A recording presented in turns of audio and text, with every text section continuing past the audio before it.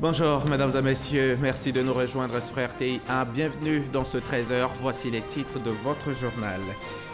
Nous irons à Blolekun dès le début de ce journal. Cette ville de l'ouest de la Côte d'Ivoire a été samedi dernier le théâtre d'affrontements meurtriers.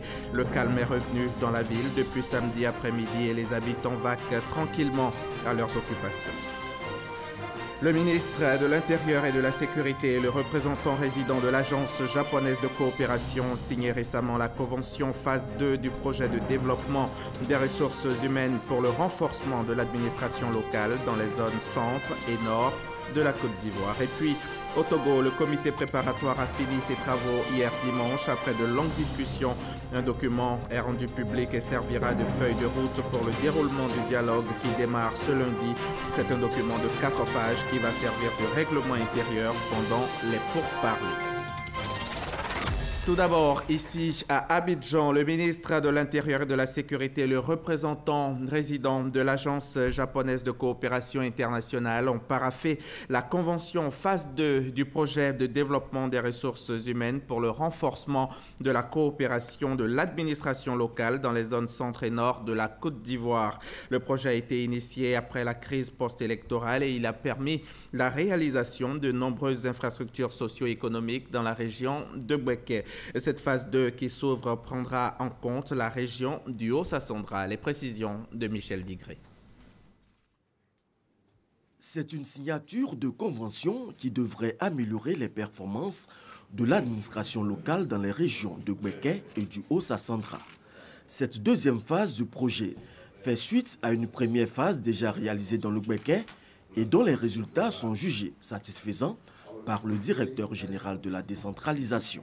Le bilan, tout le monde le sait, est très éloquent. Et je ne vais pas citer ici toutes les infrastructures qui ont été réalisées, mais tout le monde le sait en matière d'éducation, en matière d'hydraulique villageoise, en matière de formation également. Beaucoup de réalisations ont été faites. Le ministre de l'Intérieur et le représentant résident de l'Agence japonaise de coopération internationale donnent les enjeux de cette seconde phase. Le défi de la phase 2 est la pérennisation. Autrement dit, à s'approprier ce changement positif dans la pratique du travail quotidien aux administrations préfectorales à la région de Bouéké. Les résultats très satisfaisants ont permis d'intégrer dans cette phase 2 la région du Haut-Sassandra afin d'affiner ce modèle et de le pérenniser par une utilisation des moyens budgétaires propres, cette fois-ci de la collectivité locale elle-même. Le PCNC est né en 2013 dans le cadre d'un accord de coopération entre l'État de Côte d'Ivoire et le Japon au lendemain de la crise post-électorale. Rendons-nous maintenant à Blolekun, à l'ouest de la Côte d'Ivoire, dans la région du Cavali. Samedi dernier, cette ville a été le théâtre d'affrontements meurtriers qui ont fait, à titre de bilan provisoire, 2 morts, 3 blessés et d'importants dégâts matériels. Le ministre de l'Intérieur et de la Sécurité, Sidiki Diakité, rassure que le calme y est revenu. Et F. Boué, notre correspondante dans la région, nous dit que les habitants vaquent désormais tranquillement à leurs occupations. Blolekun renoue avec le calme après une journée de samedi très mouvementée. Commerces et magasins ont ouvert ce dimanche. Reprise du trafic. Passé les moments de grande frayeur et de psychose, les populations vaquent à leurs occupations. Bon, ça a été terrible pour nous. On pense, et c'est mon souhait, que la situation devienne calme. C'est un samedi noir à Blolekun. On était paniqués. On a eu peur, on est resté chez nous. Et ce matin, on s'est levé, on est venu prier le Seigneur. Nous sommes réveillés dans la paix et nous sommes venus adorer notre Dieu parce que c'est lui qui a travaillé que la paix puisse revenir. Un déploiement des forces de l'ordre présentes dans la zone dans le cadre du règlement du conflit foncier dans la forêt du Gwendébé assure la sécurité des personnes et des biens. Pour rappel, une altercation serait survenue à un corridor de sortie de la ville entre un motocycliste et un gendarme qui a tiré sur le civil. En représailles, les populations ont lynché le gendarme avant de saccager la brigade de gendarmerie, les résidences du préfet et du sous-préfet de la ville. À cela s'ajoutent les résidences de gendarmes pillées et incendiées. Les cadres, les élus, les chefs coutumiers exhortent les différentes communautés à préserver la paix et la cohésion. Vous en êtes certainement rendu compte, le reportage d'Ève Boué a été commenté pour vous par Abou Sanogo. Venons-en à présent aux cours d'été qui ont eu lieu récemment à Yamoussoukro. Des cours organisés par le Centre suisse de recherche scientifique en Côte d'Ivoire dans le cadre de ses activités de recherche pour le développement agricole et la sécurité alimentaire en collaboration avec World Food System, le centre de l'école polytechnique fédérale de Zurich. Il s'est agi de cours théoriques et pratiques qui ont permis à 27 étudiants de différentes nationalités de mieux appréhender le système de production de l'igname. On en sait plus avec nos confrères de RTI Boaké. Récolte, cuisson et dégustation de l'igname au centre d'intérêt des cours théoriques et pratiques portant sur la sécurité alimentaire, l'agropédologie, qui est l'étude des sols, le foncier rural, surtout l'accès des femmes à la terre. L'igname, sujet important au menu des discussions pendant cette formation. Il s'agit pour les participants d'analyser la production de l'igname sous toutes ses formes. Ils étudient en fait la chaîne de production des cacao et de l'igname. Ça a permis aux étudiants de vraiment avoir un côté pratique, de voir comment est-ce que les communautés agissent sur le terrain. Décrire la couleur du sol, les différents horizons qu'il y a dans le sol, dans la fosse qu'on a creusée, et aussi la texture du sol. Moi, je travaille aux pertes après récolte. Comment ça se passe avec le yam? La récolte de l'igname, le rendement du paysan, la qualité des tubercules, le produit vendable ou non, et les bêtes ennemies de l'igname ont fait l'objet d'échanges entre chercheurs et paysans. Comment ils cultivent, quelles sont leurs traditions, comment est organisée la chaîne de valeur et vraiment qu'est-ce qui se passe ici sur le champ. L'importance culturelle du yam, c'était vraiment une surprise pour moi parce que quand on dit manger ici, ça veut dire manger du yam. Comment on fait un yam, ça fait combien de temps, combien de mois on récolte? Les variétés améliorées produites par l'ETA ont un rendement qui varie entre 20 à 25 tonnes par hectare, ce qui est très élevé par rapport à ce qui est produit ici, qui varie entre 5 à 7 tonnes par hectare. Le professeur de nutrition des plantes situe l'intérêt de cette formation délocalisée en Côte d'Ivoire. Que les étudiants qui participent comprennent ce qu'est l'igname, comprennent le potentiel de l'igname, avoir une certaine visibilité vers les gens qui prennent des décisions. Ces cours d'été, qui ont duré 2 semaines, ont réuni 27 étudiants de 8 nationalités. Vous y avez peut-être goûté au moins une fois, ou maintenant, ou alors pendant votre enfance. Si d'aucuns l'appellent yaourt à baguette, d'autres disent glace à l'ivoirienne, mais il est plus connu sous le nom de yaourt grotto. Un yaourt consommé depuis de longues années et qui a traversé des générations. Aujourd'hui encore, le yaourt grotto suscite de l'engouement. Allons-y à la découverte, ou peut-être à la redécouverte de ce yaourt made in Côte d'Ivoire. L'activité est minutieuse, la bonne attitude pour mieux préparer le yaourt à baguette, communément appelé yaourt grotto. Olive s'y met les après-midi. La jeune fille utilise des ingrédients bien choisis entre le lait et le sucre en poudre de l'eau chaude. Elle mélange le tout avec délicatesse. Après la fermentation, le lait est reversé dans les boîtes et l'ensemble placé dans le réfrigérateur. 1 heure plus tard environ, le yaourt peut être consommé. Dans la famille d'Olive, cette recette se transmet de génération en génération. Le yaourt même, je l'ai appris par le biais de ma maman. Voilà, elle-même elle le faisait avant. Et au moment où elle le faisait, je regardais en même temps. Et c'est à la suite de ça que j'ai décidé de le faire pour l'amour même de la chose. J'ai vraiment, véritablement aimé le yaourt, surtout le yaourt grotto. Au temps de ma tante, c'est elle qui m'a appris le yaourt. Pendant qu'elle faisait, elle me disait toujours de prêter attention à ce qu'elle faisait et de ne pas laisser perdre un seul souvenir de ce yaourt. C'est le même secret que j'ai transmis à ma fille. Et elle continue d'en faire. Et elle aussi, à son tour, un jour aussi, elle va le transmettre aussi à ses enfants. Depuis 10 ans, cette jeune commerçante a pris le relais et sa passion lui permet de se prendre en charge. Par jour, je peux vendre 8 000 quand c'est pas trop truc et au maximum 15 000. Maintenant, quand c'est en gros, quand les gens viennent prendre, ils peuvent me retrouver avec 30 000, avec 40 000, ça dépend. À peine la préparation du yaourt terminée. Déjà des clients. Chaque jour avant d'aller à l'école, je viens prendre mon yaourt parce que j'apprécie vraiment beaucoup ce yaourt. J'ai commencé par moi-même ma propre consommation et les visiteurs qui venaient. C'est à la suite de ça j'ai commencé à commander pour les cérémonies parce qu'on a trouvé ça bon. Et tous ceux à qui j'offrais ces yaourts trouvaient ça encore bon aussi. Voilà pourquoi j'ai commencé à commander pour les différentes cérémonies, faire des dons aux gens. Béatrice est l'une de ses meilleures clientes et ce depuis quelques années. Cet après-midi, elle est venue passer sa commande. Après sa commande, Béatrice, glacière sur la tête, se dirige au petit marché d'Ananiré, dans la commune de Yopougon. Cette seule chanson à la bouche.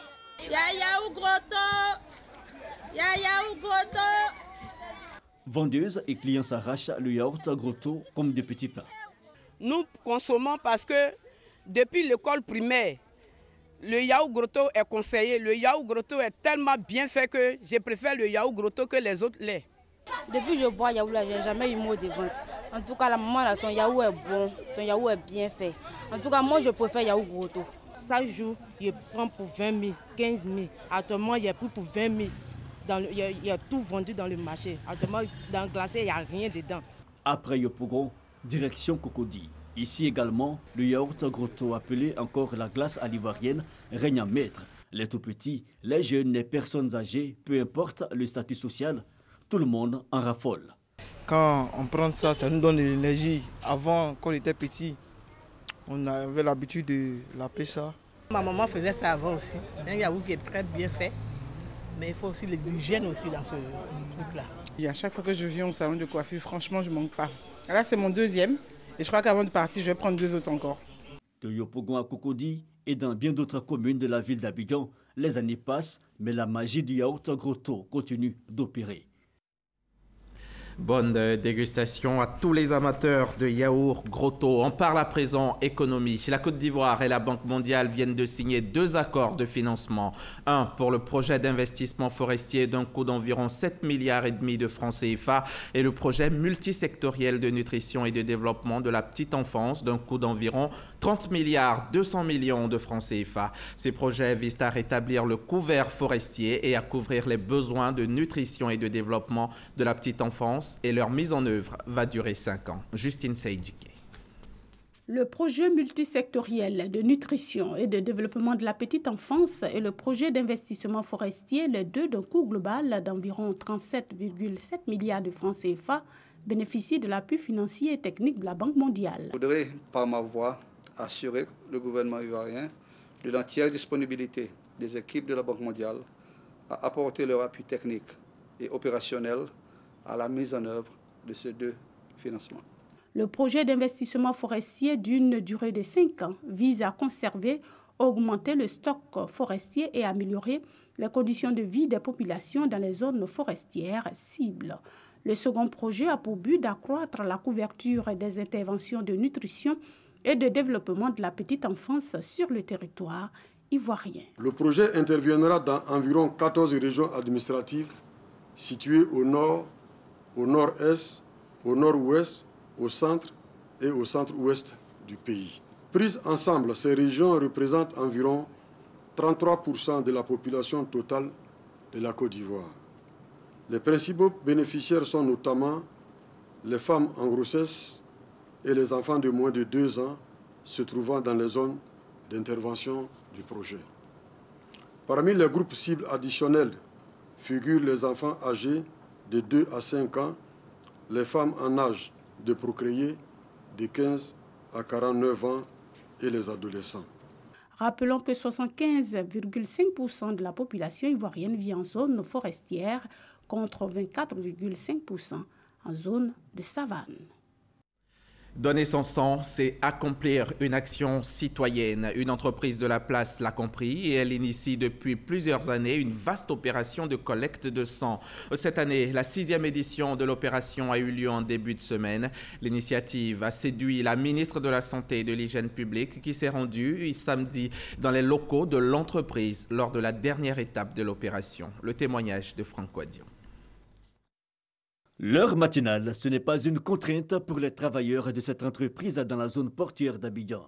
L'essentiel est de donner son sang. L'activité a lieu 2 fois dans l'année et cela depuis 6 ans. Chaque fois qu'on vient faire les dons de sang ici, je suis là parce que ça me permet de sauver d'autres vies. Quand on voit à l'hôpital aujourd'hui, il y a beaucoup de malades, il faut les sauver, il faut les aider. Victime d'un accident de travail il y a quelques années, cet autre travailleur a rechigné à franchir le pas, désormais rassuré. Il est heureux de donner son sang pour la première fois de sa vie. Puisque chaque année on fait bilan de santé au niveau de l'entreprise, voilà, c'est suite à ça. Après le bilan, je me suis dit que bon, comme la santé ça va, je vais donner au moins pour la première fois. Cette opération don de sang, pratiquement institutionnalisée par le groupe Carré d'Or, l'opération dans le mois de février est aussi en hommage aux défunts fondateurs du groupe. Selon le directeur exécutif de l'entreprise, Émile Abiad, 24 000 poches de sang ont été collectées depuis 6 ans. La démarche est jugée citoyenne et saluée par la ministre de la Santé en visite sur le site de collecte. Je voudrais encourager tous les Ivoiriens jusqu'à l'âge de 60 ans à venir vraiment donner leur sang. On en a besoin régulièrement, que lorsqu'ils donnent le sang, il y en a beaucoup qui, bien sûr, ne pourront pas servir. Mais plus on en donnera et plus on aura la possibilité de retenir des poches qui sont saines, sécurisées et permettent ainsi une transfusion pour les personnes qui en ont besoin. Et la ministre d'inciter les autres entreprises installées en Côte d'Ivoire à emprunter la même démarche. Le défi, selon le Centre national de transfusion sanguine, atteindre le seuil des 240 000 poches de sang. La Côte d'Ivoire dispose aujourd'hui de 170 000 poches. Il y a un déficit de 60 000 poches à combler. Il s'est tenu ce week-end à Grand-Bassam un séminaire de formation organisé par le Forum des directeurs de publication de Côte d'Ivoire. Les directeurs de publication face au défi de la paix en Côte d'Ivoire. Voilà le thème de ce séminaire. De quoi éveiller la conscience professionnelle des directeurs de publication pour un journalisme au service de la paix et de la stabilité en Côte d'Ivoire. Patricia Omoetia, de retour de Grand-Bassam. Une trentaine de directeurs de publication de la presse et médias en ligne ont échangé sur le thème « Les directeurs de publication face au défi de la paix en Côte d'Ivoire ». Les patrons de presse se sont réunis pour l'éveil de la conscience professionnelle des directeurs de publication pour un journalisme au service de la paix et de la stabilité en Côte d'Ivoire. On nous a souvent accusés, nous journalistes, d'être à l'origine des tensions. Et il nous revient, nous directeurs de publication, qui sommes en charge des contenus éditoriaux, de faire en sorte que tout ce que nous mettons dans nos journaux, n'est-ce pas, converge donc vers la paix, vers l'apaisement. Le secrétaire exécutif, Kwadio Ndri Narcisse, représentant le haut patron Henri Konan Bédier, a indiqué que ce dernier se réjouit, en sa qualité de protecteur du prix international Félix Houphouët-Boigny pour la recherche de la paix, que les journalistes s'engagent à se doter des outils devant leur permettre de mieux gérer leurs lignes et leurs contenus éditoriaux au profit de la paix et de la stabilité en Côte d'Ivoire. Un directeur de publication mal formé, un directeur de publication inconscient est un danger, aussi bien pour lui, pour sa famille, pour son journal que pour tout le pays. Nous avons encore à l'esprit ce qui s'est passé au niveau de la Côte d'Ivoire récemment en 2010 et en 2011. Et aucun des Ivoiriens n'a envie de revivre cette page noire de la Côte d'Ivoire. Et afin de relever ce défi, nous avons jugé nécessaire de former les directeurs de publication pour qu'ils soient mieux outillés. À l'issue des travaux de clôture, les participants ont lancé des appels importants. Le premier appel s'est adressé aux directeurs de publication et aux journalistes. Ils ont invité ceux-ci à travailler conformément à la loi, au respect de l'éthique et de la déontologie pour la consolidation de la paix en Côte d'Ivoire. Le deuxième appel est allé à l'endroit des acteurs politiques de tous bords, afin qu'ils garantissent aux journalistes et aux hommes des médias le libre accès aux sources d'information. Le troisième appel a été lancé aux autorités ivoiriennes afin qu'elles garantissent la sécurité des journalistes dans l'exercice de leur profession. Enfin, les séminaristes ont interpellé les organisations professionnelles de la presse afin qu'elles réexaminent la nouvelle loi sur la presse et qu'elles en signalent les imperfections aux autorités étatiques avant sa promulgation. De Grand-Bassam, rendons-nous à Divo pour parler cohésion sociale. La communauté sénofo de la région du Lodjibois joue un rôle important dans le renforcement de la cohésion sociale et surtout du maintien de la paix dans cette partie de la Côte d'Ivoire. Suite au décès de l'ancien chef de cette communauté, 3 nouveaux chefs ont été désignés. Ces chefs issus des différentes régions qui composent le district des Savanes ont été installés par le chef de canton de Korogo et le ministre Issa Coulibaly représentait le Premier ministre. La paix a toujours été maintenue dans la région du Lodjibois malgré les nombreuses crises qui ont secoué la Côte d'Ivoire. Cette situation est le résultat des actions communes entamées par les différentes communautés pour préserver la paix et la cohésion sociale. Aujourd'hui, cette cohésion qui règne depuis des décennies se renforce avec l'intronisation de 3 chefs de communauté sénoufos.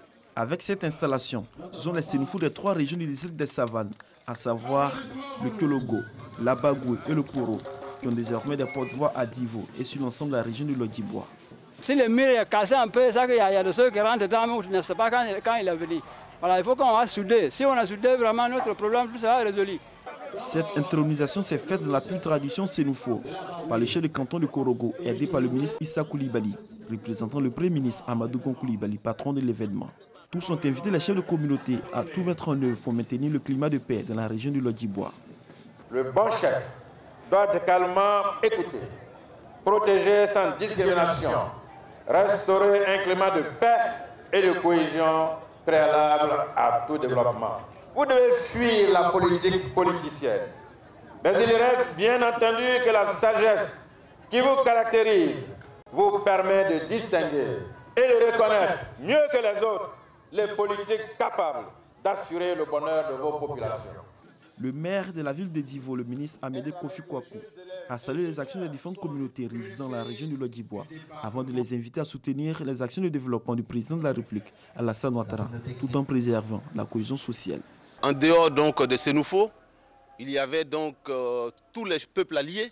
Cela démontre que le peuple d'Ida, si accueillant, qui a accueilli ses frères Sénoufo, mais des autres communautés, ce peuple a été là pour leur apporter leur caution, pour dire que ce qui est important aux yeux du peuple ivoirien, comme nous le demande le chef de l'État, c'est vraiment la paix, que ces chefs-là puissent travailler dans la vision, donc toujours rechercher la paix pour que la vision du chef de l'État, qui est d'amener la Côte d'Ivoire donc au développement, puisse se réaliser. L'installation de ces 3 chefs de communauté sénoufo a permis aux fils et aux filles de ces 3 régions du district des Savanes, venus en grand nombre, de démontrer aux autres peuples de la région du Lodjibois la richesse du terroir sénoufo. Nous allons encore parler religion cette fois avec Eugène Atoubé qui nous parle de l'église catholique de Koutouko qui fêtait ses 40 années d'existence.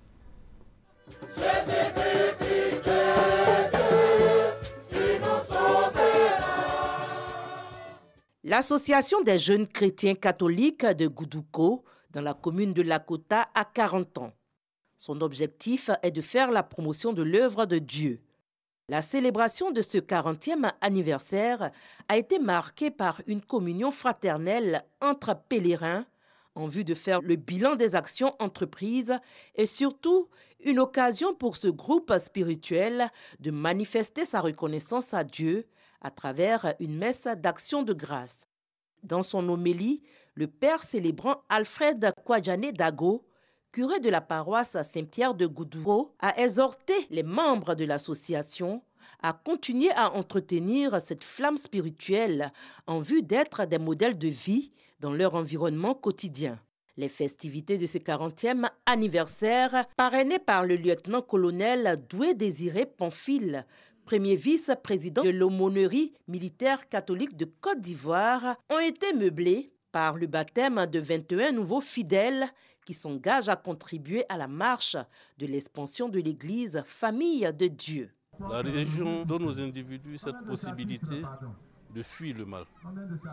Elle donne cette possibilité aux individus de les former aux valeurs, à tout ce qui est éthique et moral. Et donc nous pensons que c'est un regroupement sain. L'Association des jeunes chrétiens catholiques de Goudouko enregistre plus d'1 millier de membres. Il est mieux fait de se connaître dans l'Église et hors l'Église. En perspective, ce groupe spirituel projette la construction d'une nouvelle Église. C'était un reportage de Chantal Eouman Akandan, toujours au chapitre religion de ce 13h. C'est à Grand Bassam que je vous amène. L'évêque du diocèse de San Pedro, Monseigneur Jean-Jacques Kofi Wakofi, y était hier dimanche pour la dédicace de la nouvelle église Marie-Cœur Immaculée. Plusieurs personnalités religieuses, politiques et administratives ainsi que de nombreux fidèles y étaient également. Mamadou Kwasi était aussi sur place. Son reportage. Après 2 ans de travaux, la nouvelle paroisse Cœur Immaculé de Marie du 4e impérial du Grand Bassam peut désormais abriter les messes. L'ancienne paroisse devenue exiguë pour accueillir les nombreux fidèles a été démolie pour donner naissance à ce joyau plus beau et plus grand. Pour la dédicace du nouvel édifice, les fidèles chrétiens catholiques ont effectué massivement le déplacement. Comme nous a dit en Proverbe chapitre 16, verset 3, présente au Seigneur tes projets et tes désirs seront réalisés. Nous avons présenté au Seigneur notre projet de construction. Notre désir a été atteint et nous en remercions au Seigneur. Bâtie sur une superficie de 950 mètres carrés, la construction de cette paroisse a coûté près de 650 millions de francs CFA. Pour la première messe dans cet édifice, c'est l'évêque du diocèse de San Pedro, Monseigneur Jean-Jacques Kofi Wakofi, qui a célébré la messe. Là où les chrétiens se rassemblent, là où la main de Dieu est, il faudrait confier cet édifice à Dieu, confier à l'Esprit Saint qui a mis et posé la main sur cette maison, surtout sur ces personnes qui ont conçu, qui ont mis en œuvre et qui aujourd'hui célèbrent cette joie. Au cours de cette célébration, les fidèles ont fait de nombreux dons en nature et en numéraire pour soutenir l'œuvre de Dieu. L'évêque du diocèse de San Pedro les a encouragés à fréquenter et à entretenir cette paroisse.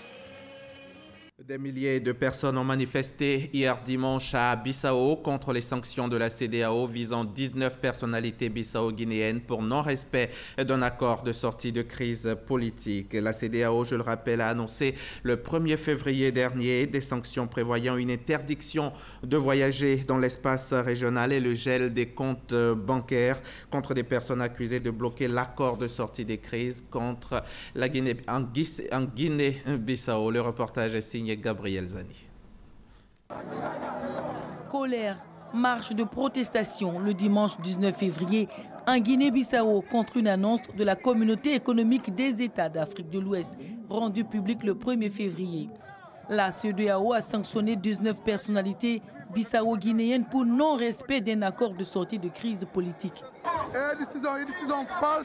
Ce sont des mesures qui visent à nous diviser. Nous ne l'accepterons jamais.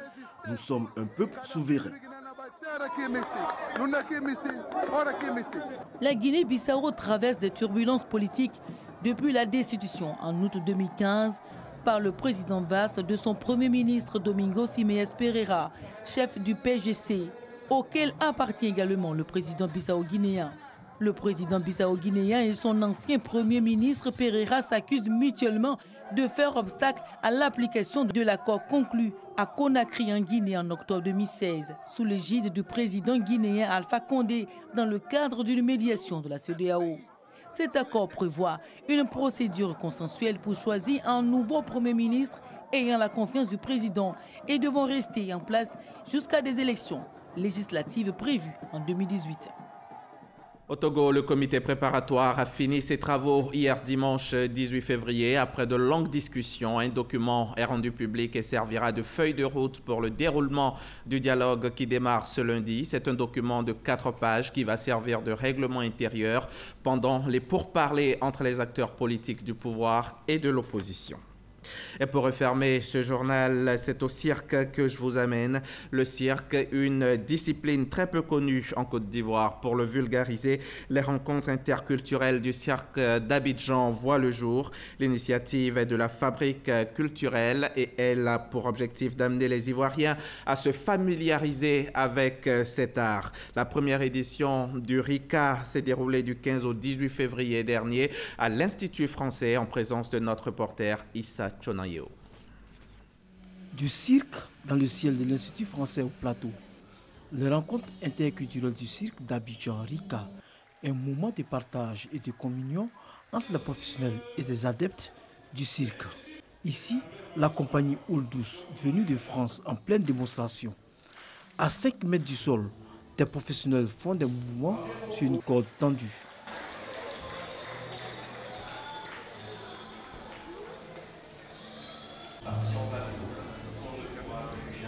Équilibre, maîtrise de soi et professionnalisme pour donner un spectacle au nombreux public de l'Institut français. C'était génial, on en a eu plein les yeux, la musique était top et les artistes sont super bons.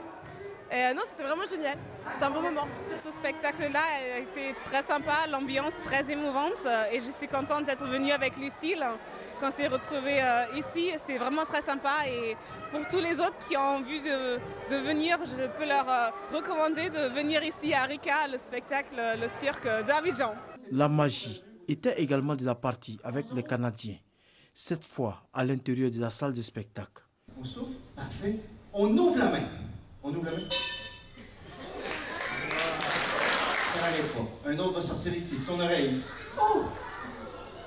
Un autre ici, en dessous du bras. Un autre ici en arrière du genou.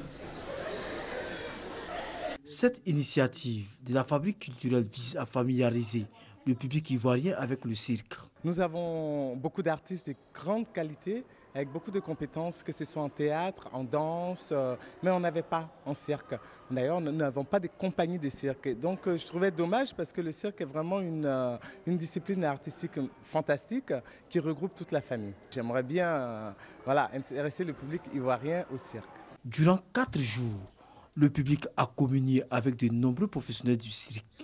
Rendez-vous est pris pour l'année prochaine pour la 2e édition.